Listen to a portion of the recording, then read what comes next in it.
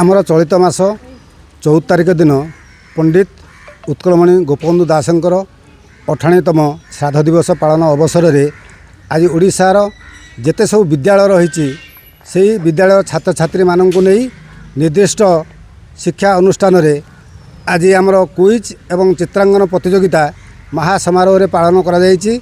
विशिष्ट अतिथि माने मध्य जोग देइछन्ति तो सहित विचारक मंडली मध्य रहिछन्ति।